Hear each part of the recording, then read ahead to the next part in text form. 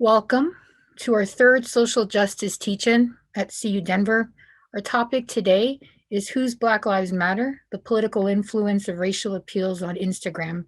Our panelist speakers today will explore how social media has had an increasingly large influence on American politics. Dr. Shea Crowder's research explores the ways in which posts of protest images on Instagram shape public opinion. We'll hear more about that later. I am Nelia Viveros. I currently serve in the role of Interim Vice Chancellor for Diversity, Equity, Inclusion for the University of Colorado, Denver. Thank you to CU Denver leadership for supporting this work, our panelists, and all the great people behind making today happen. I wanted to open with that thank you to everybody for the incredible work and the people behind the scenes who make our social justice teachings so successful. You know who you are, but people like Sarah Anderson, James Speed, and Kat Angel deserve a special mention and call out for today. The first part of this session will run for about an hour. Our program is scheduled from 11 to 1 Mountain Standard Time and 10 to 12 PST for those of you joining from the West Coast. The first hour will consist of our two speakers, Dr. Shea Crowder and Mr. Dion Jones. And I now pass the floor to Ms. Sarah Anderson. Thank you, Nellie. I am delighted to introduce today's speakers. Dr. Shea Crowder is an assistant professor at Loyola Marymount University in the Department of Political Science and International Relations. She received her PhD from the Department of Politics at Princeton University, where she also received certificates in African American Studies and Gender and Sexuality Studies. Dr. Crowder's research and teaching interests include political behavior, race and ethnicity politics, social media and American politics, as well as gender, and the ways that attention to race, gender, and sexuality have differential effects on political behavior. Her work has appeared in journals such as PS, Political Science and Politics, Perspectives on Politics, and she has a forthcoming article in the National Review of Black Politics. Dr. Crowder has also written articles that have appeared in the Washington Post and the Griot. Following her discussion, Dr. Crowder will introduce Mr. Dion T. Jones. Next, we will recite a land acknowledgement. Thank you, Gracie Redshirt Tion Lakota, for this. Thank you, everyone. And I want to say welcome to all of you and thanks for joining us. Acknowledging that we reside in the homelands of Indigenous peoples is an important step in recognizing the history and the original stewards of these lands. Land acknowledgements must extend far beyond words. The United States has worked hard to erase the narratives of Indigenous peoples over time. Land acknowledgement statements can help to remind us of the history, the contributions, and the sacrifices Native peoples have made and continue to make. We acknowledge that the University of Colorado, Denver, and the city itself is built on and resides on the traditional territories and ancestral homelands of the Cheyenne, Arapaho, and Ute nations. This area, specifically the confluence of the Platte and Cherry Creek rivers, was the epicenter for trade, information sharing, planning for the future, community, family, and ally building, as well as conducting healing ceremonies for over 45 Indigenous nations, including the Lakota, Kiowa, Comanche, Apache, Shoshone, Paiute, Zuni, Hopi, and many others. As Dr. Crowder and Mr. Jones are based in Los Angeles and the LA Basin, I also wanted to read an additional land acknowledgement. We acknowledge the Gabrielino, the Tonga people, as the traditional caretakers of Tolvangar, Los Angeles Basin, and the Southern Channel Islands. We also acknowledge that some of us reside on traditional territories and ancestral unceded lands of the Gabrielino Tonga people. We pay our respects to the Honukumvitum ancestors, the Ahihirom elders, and the Iohikimim our relatives and relations of the past, the present, and emerging. Thank you. Thank you so much, Gracie. I'm going to introduce our community norms for the few hours that we are together. These norms will guide our discussions and will carry out into your breakout groups. I will lean into difficult conversations. I will believe everyone is doing their best. I will critique ideas, not people. I will use I statements. I will accept a lack of closure. I will not make assumptions about other people's identities.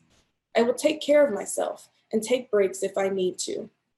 I will agree that what is shared here stays here, and what is learned here leaves here. Reminder that after our initial session today, we will take a short break and you will come back to your unique community breakout groups. For those that have signed up, you should have received an email link. Now, I invite Dr. Shea Crowder to take the mic. Hi, awesome. Thank you so much. I'm so happy to be here today. I'm going to take a moment and share my screen.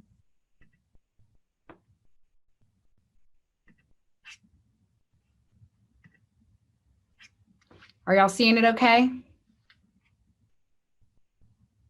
Awesome. So good afternoon. I'm happy to be here today for the University of Colorado Denver's third social justice teach-in of the school year. I'd like to begin by thanking the Office of Diversity, Equity, and Inclusion, as well as the Center for Identity and Inclusion and the Inclusive Campus Action Network for inviting me to be here today. It almost feels like an understatement to say that 2020 has been an incredibly political year. And often when people think about politics, they think of electoral politics. And undoubtedly, voting and electoral politics are an incredibly important part of the political process. But protests are also a vital form of political engagement.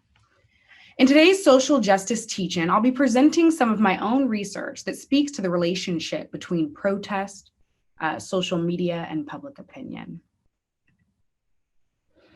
The term Black Lives Matter, which on its face seems innocuous and uncontroversial, has served as a point of contention between white and Black Americans. However, during the summer of 2020, in the aftermath of the groundswell of protests and activism in the wake of the killings of George Floyd, Ahmaud Arbery, and Breonna Taylor, the movement for Black lives, as well as the statement that Black Lives Matter, saw a stark increase in support from white Americans. In fact, research has found that in Los Angeles, New York, and Washington, D.C., 54% of protesters who attended Black Lives Matter protests during the summer of 2020 were white. These protests for racial justice were significantly more racially diverse than the 2017 Women's March, which was 77.4% white. In her research, sociologist Dana Fisher finds that in 2017, white people were the most likely group to report having attended the 2017 Women's March, but they were the second to least likely group after Asian Americans to report having attended the March for Racial Justice in 2017. This year, we've seen what appears to be a large change in white support for the movement for Black lives relative to only a few years ago at the Women's March. Even still, at the Women's March, protesters of all races carried signs expressing their concern about the lack of intersectionality at the march, as well as signs stating that Black Lives Matter. Many of these people have shared pictures of themselves holding protest signs on social media. And here I have an image of activist Angela Peoples, and this image went viral surrounding the Women's March for its representation of the divide that existed between Black women and white women who participated in the march in 2017. So I'd imagine that many of us here today have Instagram accounts. For those of us who do have Instagram accounts, we know anecdotally that we've seen an increase in political content on Instagram. As protesters have taken to the streets to express their support for the movement for Black lives, there's also been an increase in political content on the social media platform Instagram. For those who aren't familiar, Instagram is a photo and video sharing platform owned by Facebook. In the field of social media and politics, researchers have primarily examined the ways in which Facebook and Twitter influence political behavior. However, in recent years, Instagram has become a more popular social media platform among younger Americans. Thaddeus Coates, a Black queer illustrator, stated, "I think there's a shift where everyone feels guilty for not posting anything Black. And when it comes to gaining support in fights for racial justice, white guilt is an emotion that has been particularly influential."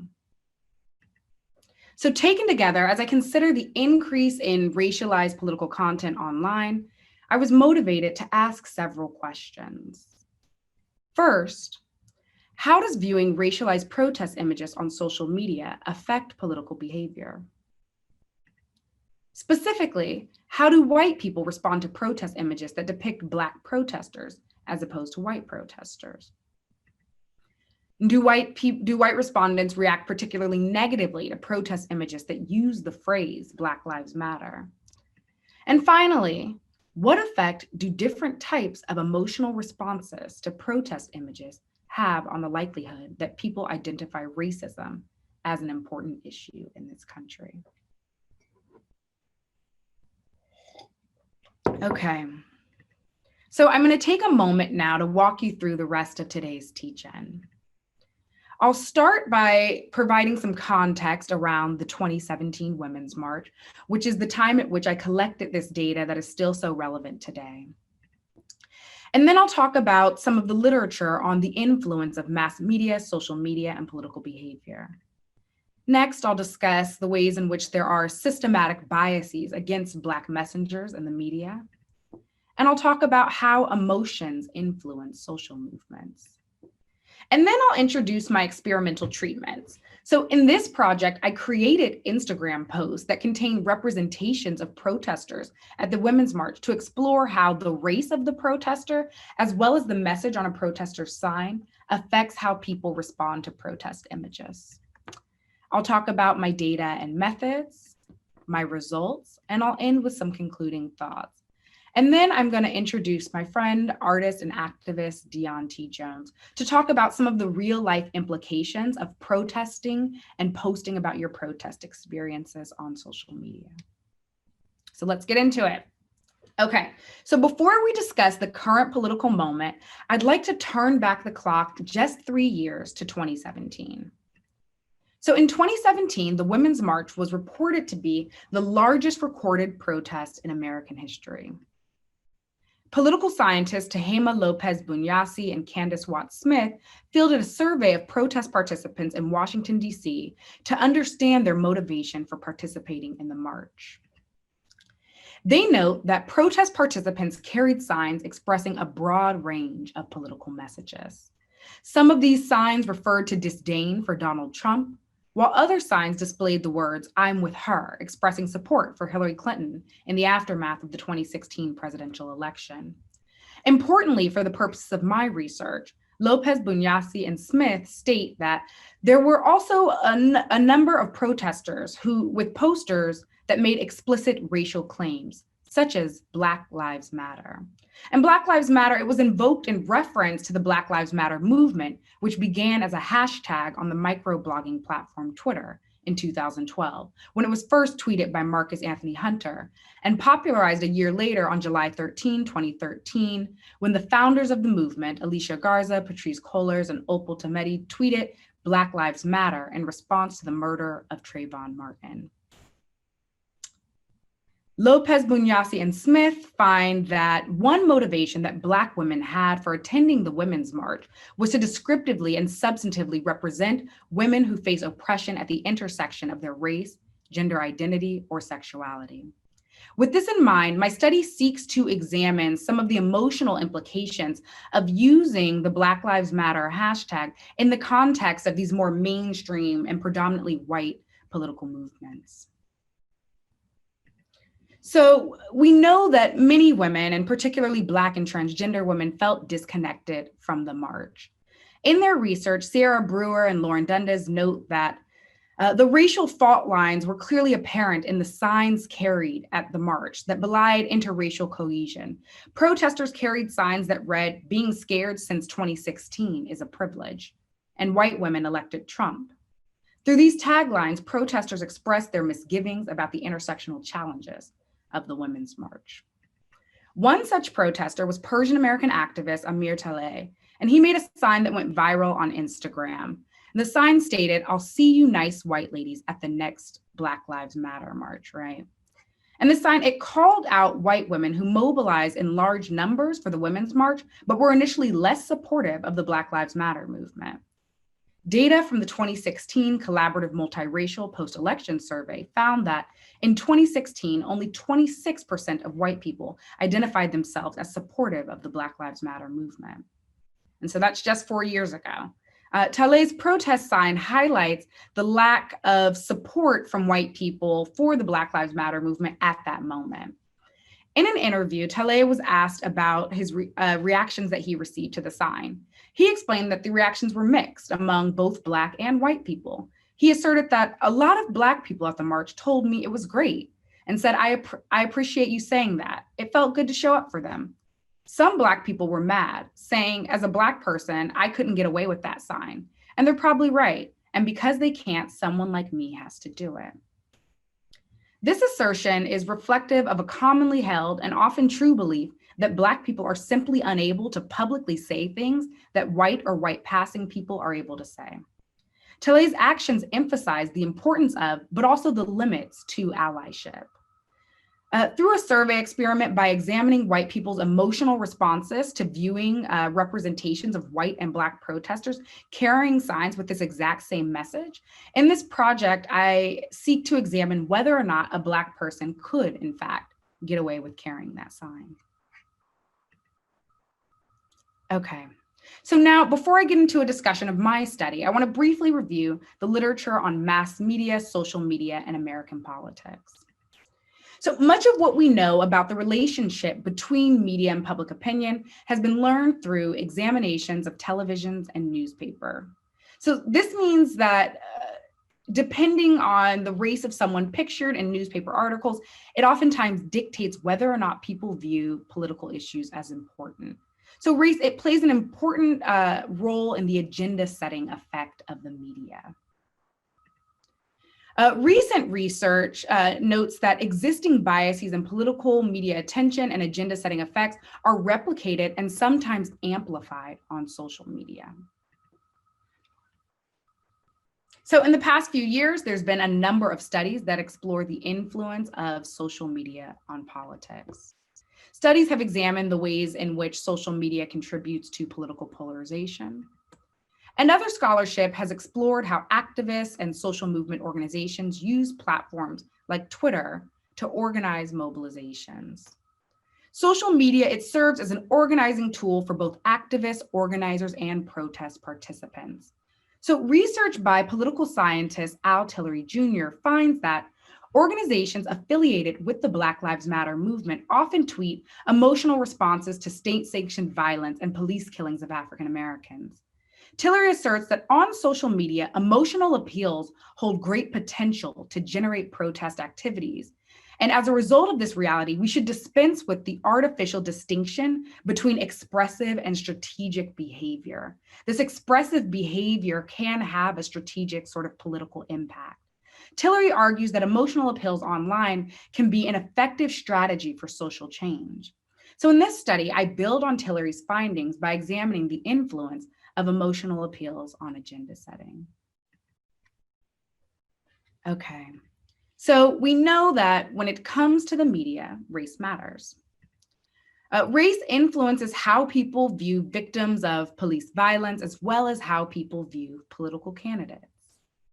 Here I have a picture from a study that was fielded by political scientist Kevin Munger, where he did a field experiment on Twitter to examine the ways in which white people who use negative racial rhetoric online respond to being called out by a white or Black messenger.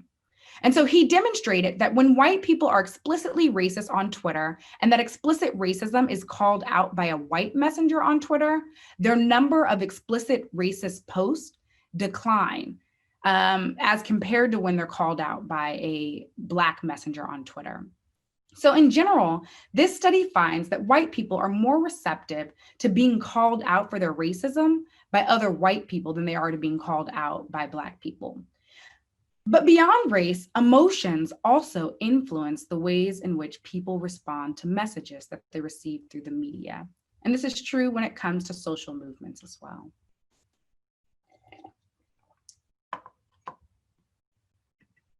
Okay.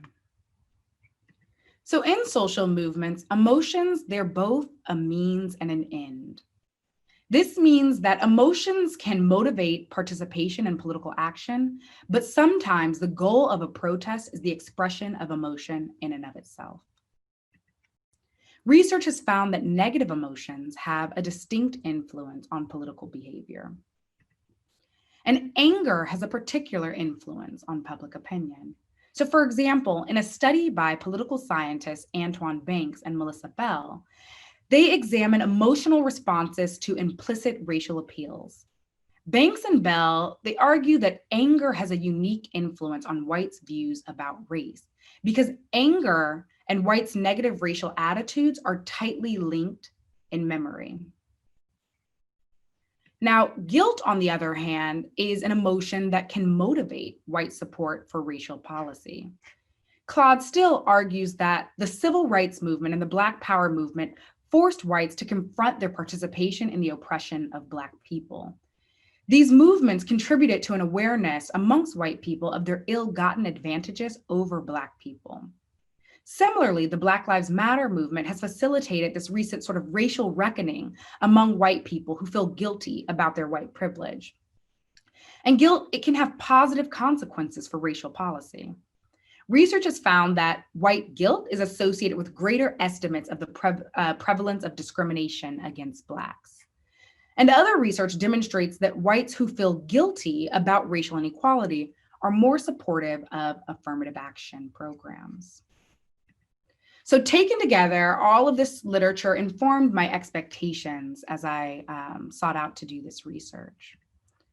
First, my first hypothesis is that whether or not people view racism as an important issue will depend in part on the emotions that they feel after viewing an Instagram post.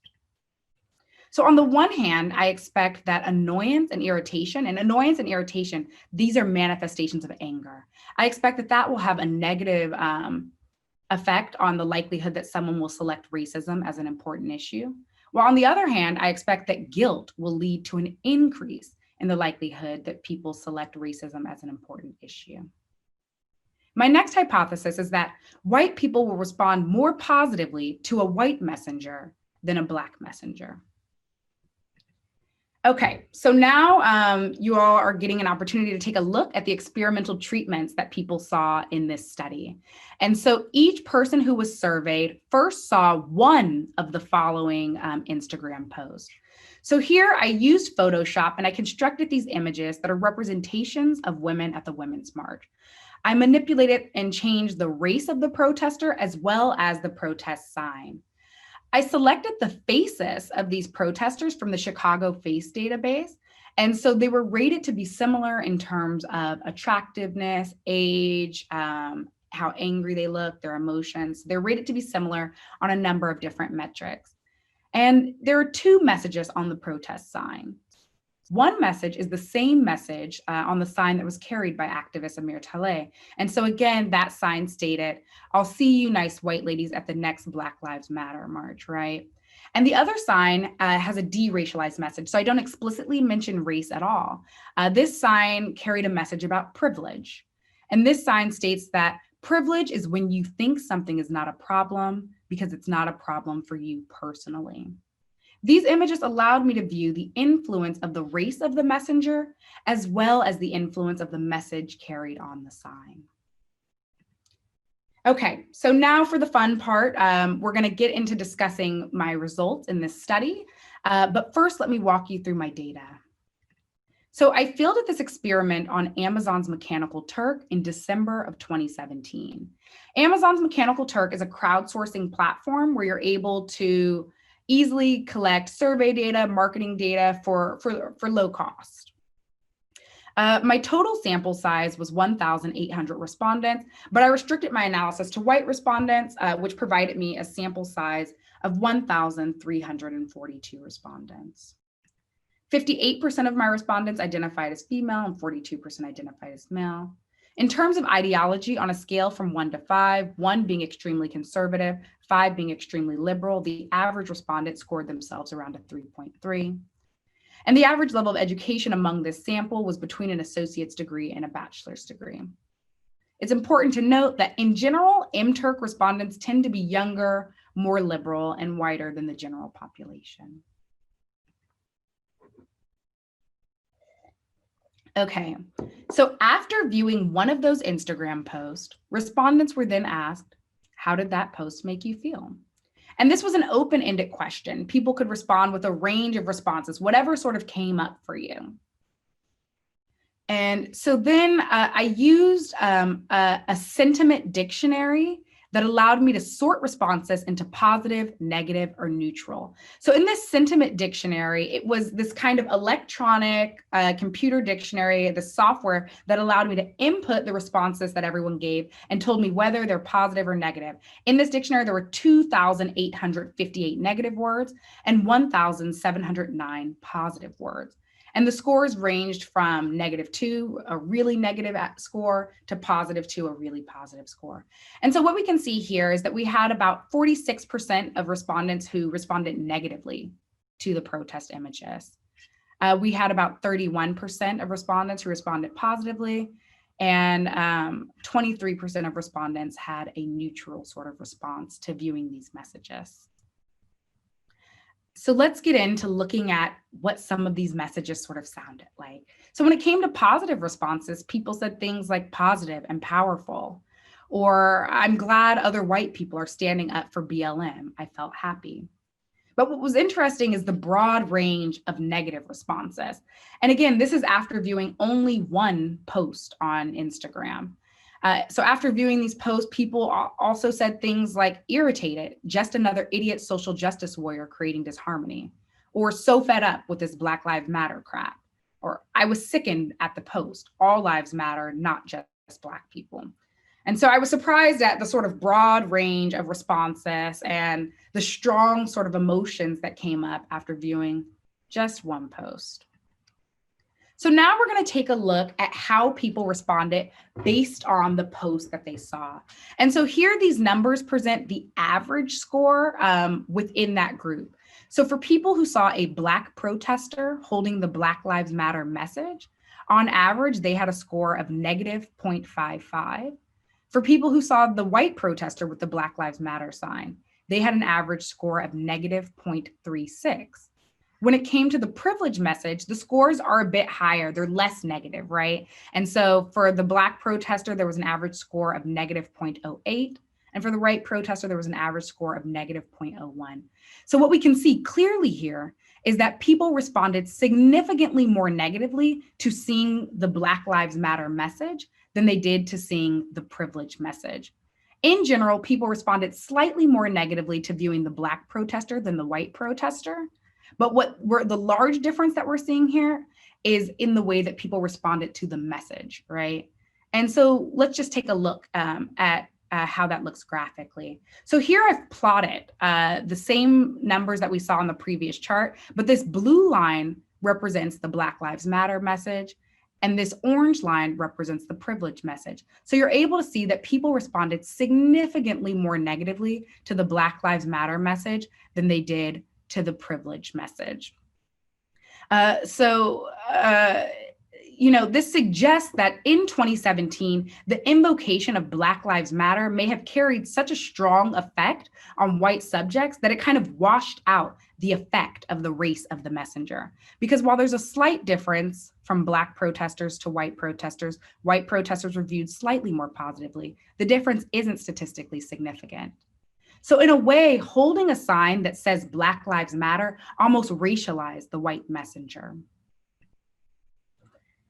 Next, I asked respondents, what are the most important issues facing this country?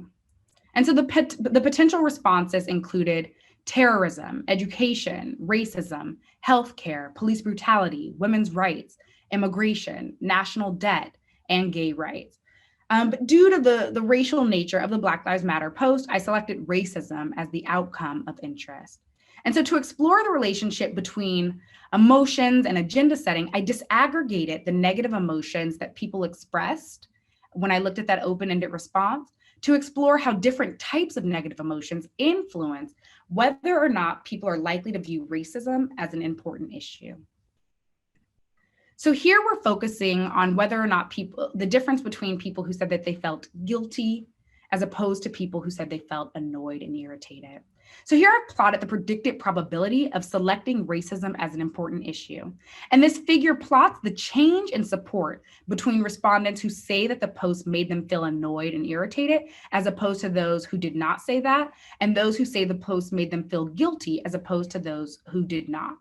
So as it relates to these emotions, the predicted probability of selecting racism as an important issue increases 18 percentage points from 35% for those who say they did not feel guilty. So for those who say they didn't feel guilty, 35% of them were likely to select racism as an important issue.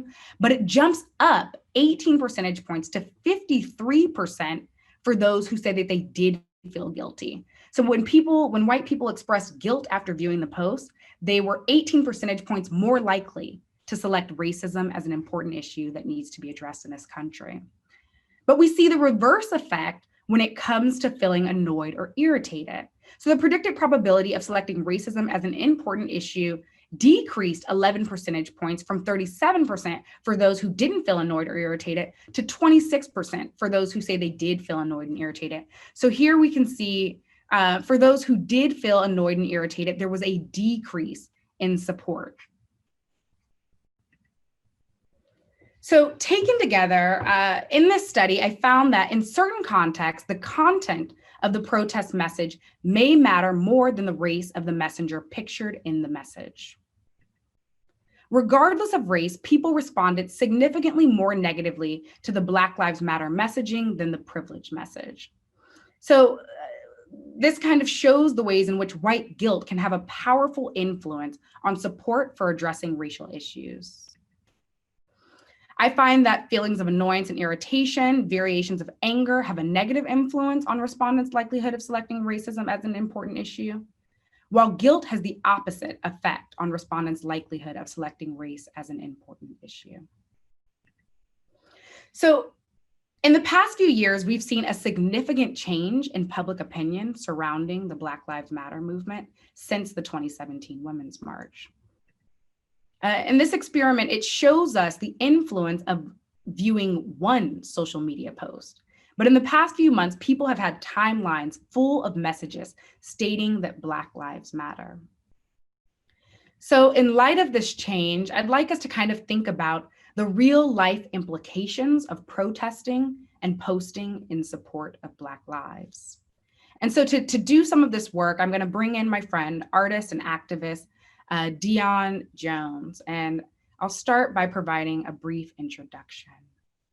So Dion Jones, also known as DJ, is an artist and longtime creative collaborator of internationally renowned conceptual artist Glenn Kano, spanning from managing projects at the Oprah Winfrey Network and exhibitions at the High Museum of Art to associate producing a documentary selected for the Tribeca Film Festival and developing Webby Award-winning apps with actor Jesse Williams. Most recently, Dion was guest featured in a piece for Glenn Kano's upcoming exhibition at the Massachusetts Museum of Contemporary Art, where Dion performed a cover of Sunday, Bloody Sunday, featuring virtuoso pianist John Batiste and drummer Glenn Coche, inspired from his participation and subsequent injury protesting in Los Angeles following the killing of George Floyd. Dion's rendition has been called an anthem of our time and has been praised by Bono, Oprah Winfrey, Ariana Huffington, among others. We're going to watch that right after this. A staunch advocate for the right to vote without barriers, Dion serves on the Creative Council at Fair Fight, an organization created by Stacey Abrams to end voter suppression and ensure fair elections. He also is a key proponent of abolishing youth jails, once serving as the national spokesperson for the Campaign for Youth Justice. Dion worked in the office of Vice President Joe Biden at the White House and on President Barack Obama's Tech Hire initiative at Opportunity at Work. He also served a 2-year term as a board member of General Colin Powell's America's Promise Alliance. He has also recently been featured in Rolling Stone magazine, The Wall Street Journal, the September issue of Men's Health, among other publications. Okay, and so I'm going to offer a short content warning because some of the content in this video contains depictions of violence, and so I just wanted to make sure to offer that here. I am going to now open up YouTube, and I'll be sharing a recent video, a beautiful video done by my friend Dion, before I bring Dion on for Q&A.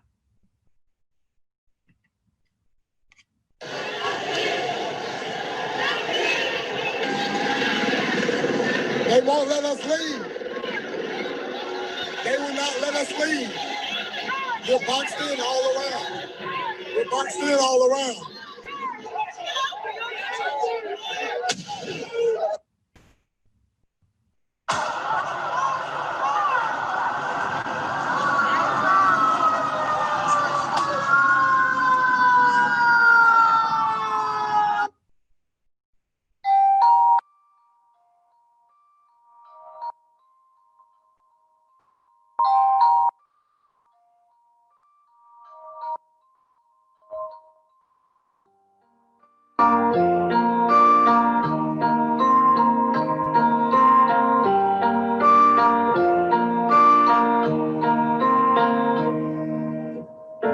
Can't believe the news today.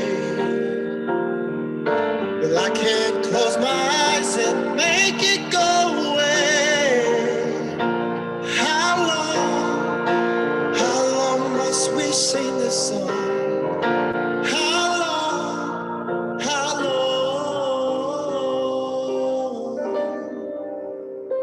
'Cause tonight we can't be as one tonight.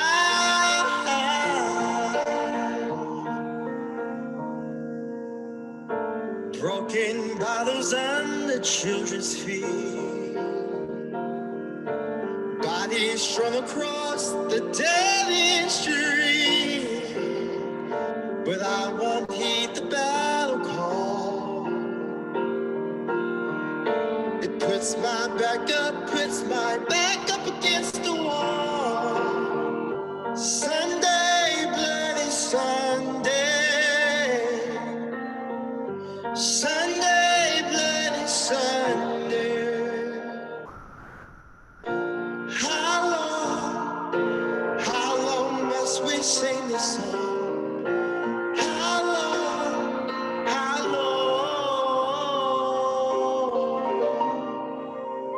Because tonight we can't be as one. Tonight.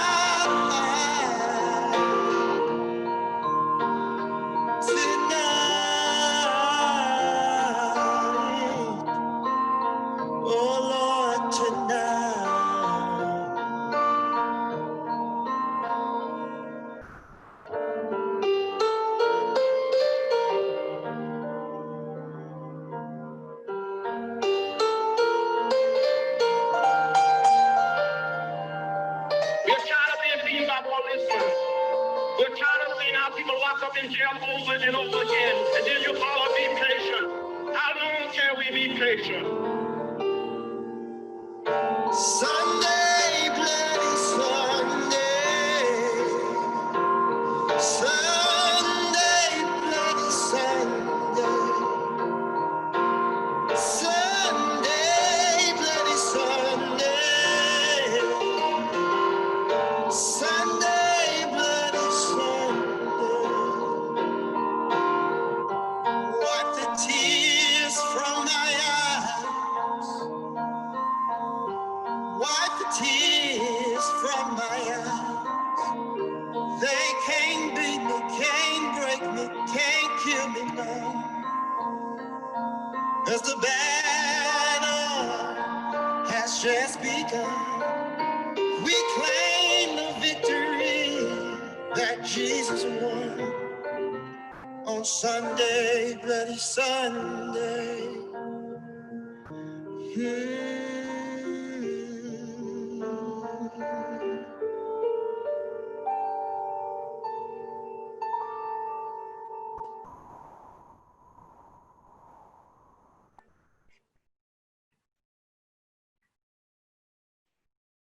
Thank you so much for that, Dion. Every time I watch that, I'm like a little choked up. I was like, oh, do I want to show it? Do I not want to show it? But I'm so glad to have you here with us today to kind of talk through some of that. I'm going to share my screen again to share a post that you made on Instagram after your experiences at the protests this summer that went viral. And so, Dion, again, thank you for being here. I have a few questions for you that kind of connect your experience to this presentation and the moment that we're in right now. And so here I have this post that you made, and I'm kind of wondering, after posting this image and sharing your story on Instagram through music and in a number of venues, what were the range of responses that you received? Yeah, no, first, thanks, Dr. Crowder, my friend, for having me, come to this forum today and speak on this issue. I think not only what we saw during the protest, but what we're seeing now in this election season. I think it's a super important discussion, as well as how people really understand the impact that their voices have, not only in their personal lives, but in their public platforms as well when it comes to social media. So really excited to be here. I think, when, I decided to participate, it's been a part of my DNA and backbone to sort of get up and get out there and sort of raise my voice against injustices that are seen. When I posted this specific um, photo here, I was actually on the way to the hospital. I think I had maybe had just got there or something like that. But I had literally had just been injured, and I think that I want to first talk about the intention of the posting, right? So the intention is really was aligned with the tools that we have at disposal to allow folks to know what's going on in real time before a narrative is pushed out there that's not true. I think when you think of things like, the civil rights movement, you have to think about that it wasn't until four girls got killed in a Birmingham church, and it was in the Birmingham news and blasted all across the country, that that people wanted to push forward towards definitely getting the Civil Rights Act passed, because John F. Kennedy had made it his first speech around the Civil Rights Act of 1964 on June 12th of 1963, when Medgar Evers, the night of Medgar Evers was actually assassinated. John F. Kennedy was actually making the speech at the same time.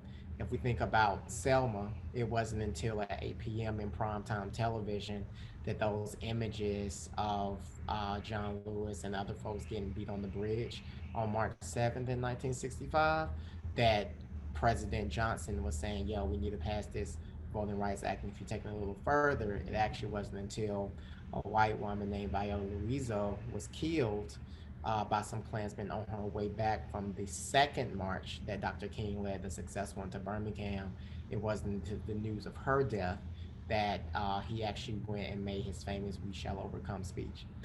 And so when we think of social media and the disposal we have to not wait till 8 p.m. on prime time, but can tell people what's going on now, that was my intention behind posting not only that photo, but you know, the experience of me being arrested the night before, the night before the night before that when we first met police, etc. And so for this image, a lot of the response was just, oh my God, like, are you okay? I think a lot of people, you know, um, didn't it would it brought for a lot of the people who follow me, particularly people who are super famous per se. Um, I think that seeing me in that capacity, it brought them proximate to the issue. Brian Stevens talks about how you really have to get proximate to really understand the issues, to understand the problem. And I think for so many people, you do somewhat seem far removed if you've never had somebody in your family get killed by the police, if you never had somebody in your family get injured by the police. Everybody, particularly if you're a black person, has probably had the experience, and particularly if you know a black male, has probably had the experience of um, being profiled. But when people know somebody personally who's been injured in that capacity, I think that's sort of an impact that it had on so many people, not only just from what I saw that happened on my social media channels, but even just personally the calls and the texts that I was getting once I had posted that. Mm-hmm. I love how you made this connection to the sort of like historical legacy and the importance of seeing these images in the mainstream media and the way that social media provides a platform for us to kind of shape our own narratives. With that in mind, I'm kind of wondering, from your perspective, how or if you see social media as a tool to kind of bring about political change. No, 100%. I think that it's it's and to be clear, it's a tool, not the tool, but a tool that allows people to be aware of what's happening. Right. Right after this photo, when I realized the damage I had done, so essentially, this whole side of my face was broken, so my entire zygoma area was fractured. I had a head injury and a facial laceration. And so the uncovering of those bandages in the hospital were a lot more severe than I realized. And when I posted that photo, um, it also showing what the police had done to me, and not just to me, but to many other protesters whose names we may never know, but I knew because of the platform that I had by me sharing. Um, I can bring voice to the Jane and John Does who also were, injured, and some who were blinded, and some who had injuries here, and some who had injuries in the groin, etc. I knew I could use my platform to show my injuries to talk about that, and um, I think it what I've seen the impact, not just from what I've been posting, but a lot of people posting about the protests, etc. Um, I believe and I'm confident that it has motivated people to vote, like particularly young people, to vote like they've never voted before, and that's actually Okay, so really now you're touching on where I was going to go with this anyway. And so, I mean, let's talk about it. I'm curious, for you, what is the connection between the protests and the activity that we've seen this summer and the 2020 presidential election? yeah. I think that a lot of organizations did great messaging around where these decisions are made. And so you see a lot of people caring about some of their local races that are happening. So, for example, here in Los Angeles, we have an important DA race that's coming up. We also have Measure J on the ballot that is reimagining LA and public safety, a step to that, not fully doing it in the way that it actually could. But we see, we saw Breonna's law um, being passed in Kentucky. And so there are these connections that have been made from the protest to these decision makers, and those who are on the ballot at your local level, and why it's important to get out. And that is exacerbated, right, by what we're seeing in the political arena at the national level. And so Mm-hmm. the data is clear. So it's not even me speaking, from anecdotally. The data is clear that young folks between the ages of 18 and 34 are more inclined to vote in this election than ever before. 77% actually. And then as we get closer to the election, you see that engagement number even going up. So even this idea that young folks, aren't engaged, they don't vote, etc., is a falsehood because the data says differently. 100%. I'm so excited, to see this new generation of leaders, Gen Z, voting for many of them voting for the first time this presidential election season. Dion, thank you so much for being here today. Thank you for sharing your story. With that, I'd like to pass it back over to Sarah and Nelia. And I look forward to you all having breakout conversations and the discussions that come from today. Thank you so much, Dr. Crowder. Thank you so much, Mr. Jones. It was amazing, powerful video.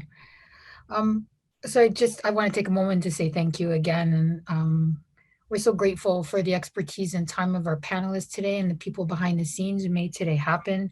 To provide this space to further reflect upon the powerful narratives of our speakers today and what it means for you and your place in the university, the campus, our community. We have breakout affinity groups that are going to follow. You should have, as Sarah mentioned earlier, you should have received your links to those particular groups. As you move into those groups, just please keep in mind the community norms that we outlined, and I think we put in the Q&A for everybody to ensure an open and robust dialogue. We invite you now, we've got a few minutes, so we invite you now to take a few minutes to stretch, refill your coffee, beverages of choice, and then join your breakout group at noon Mountain Time. For those of you that are joining, our next teach-in is in the works. We'll be releasing information on that event really soon. Sarah, did we have any remainder questions for Dr. Crowder? Or? Yes, we actually did. So let me pull that up. Go ahead. Nope. The first question we had is a person was asking, Lily had asked for the name of the study that showed people are likely to reduce their explicitly racist posts if called out by a white messenger. Yeah, I'm going in now and typing answers. So that was a study by Kevin Munger. And it's called like tweetments and treatments. But if you go to Google Scholar, type in Kevin Munger tweetments, it'll be the first thing to come up. In terms of the question that someone had about disaggregating different types of emotional responses. So I used this Lexicoder sentiment analysis dictionary and this software called Quantata to do a lot of automated coding. But then I also just went back in and I read every single post and I coded each tweet by hand to kind of see how well my sort of hand coding was matching up with the automated coding. Still kind of scrolling through. This paper has not yet been published, but I'm doing an R&R right now with politics, groups, and identities. So hopefully it will come out in that journal soon. Awesome. Thank you so much for taking the time to answer those questions as well. Really appreciate it. Great. So 5 minutes to stretch, refill beverages, and then join your community groups. You should have the links. And I just want to thank you all for being here. Watch this space and the DEI space at CU Denver for more information on our next social justice teach-in. Thank you again, everybody. Thanks so much. Bye-bye.